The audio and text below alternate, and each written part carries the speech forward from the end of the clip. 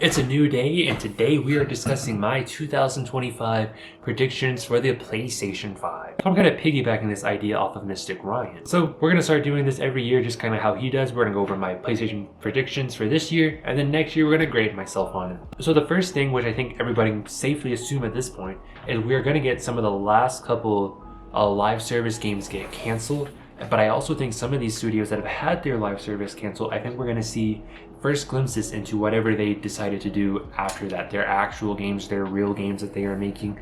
I don't think we're going to get a gameplay trailer, a teaser trailer, or a cinematic trailer. I do think there's a very high likelihood that we get like a pop-up screen like XYZ now in, production. Maybe Days Gone 2. I could see that being one of them.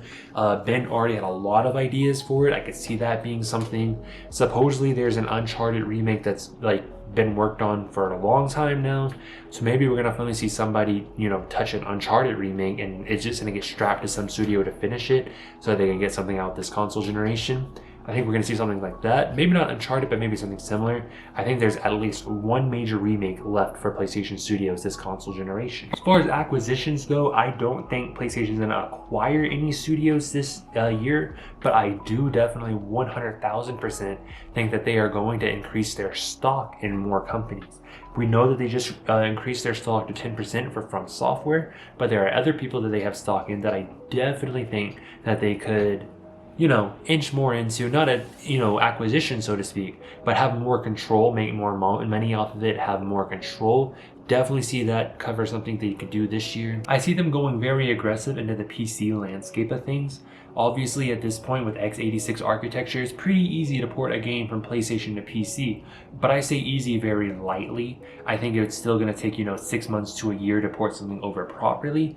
But I think we could start seeing more PlayStation classics come over to PC at this point. Now, implicit conversions, we know that they do lots of things outside of PlayStation. But I do think that we could potentially see maybe some old PlayStation 1 games come over, maybe some old PlayStation 2 games even.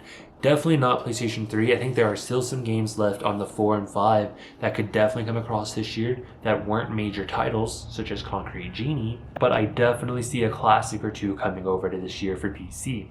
Staying on the topic of PC, I think PlayStation will finally announce, or it'll get leaked, that their PC launcher is coming out, or that it's going to actually be real. Now, the reason I think that the PC launcher for PlayStation is a thing that's actually going to happen is because PlayStation is sitting here putting, PlayStation account requirements on everything that comes out on PC for them at this point, even retroactively going back and adding PC requirements. I mean, The Last of Us Part 2 comes out here in a couple of months, and it's going to have a PlayStation account requirement for the PC version of the game. So I don't think PlayStation is doing that just to inflate the numbers of PSN users.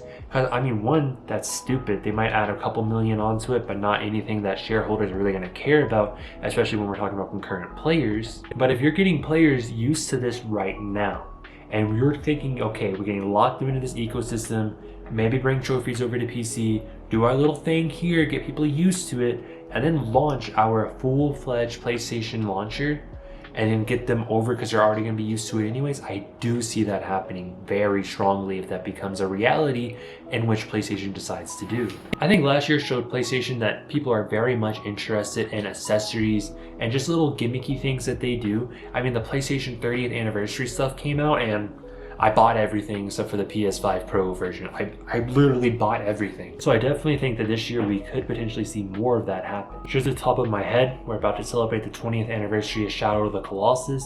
So maybe we could get a special edition 20th anniversary Shadow of the Colossus controller, maybe even a special portal. Who knows? I definitely think we're definitely gonna get more limited edition things like that, even not necessarily a specific game. I definitely think we're getting more limited accessories coming up because it just did so good. It was so much good marketing for PlayStation. As far as console sales go for PlayStation, the last that we know for sure was about 67 million in November.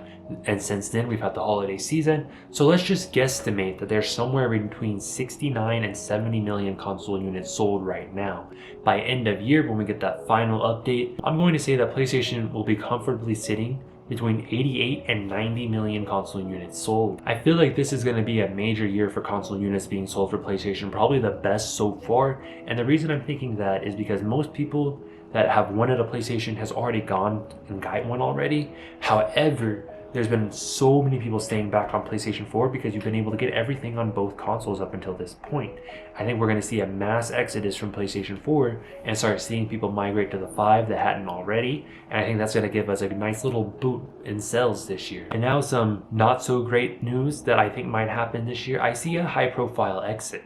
I don't know who that exit is going to be. I mean, we could go ahead and say yes, Shuhei Yoshida, but we already knew that was happening because he was retiring anyways.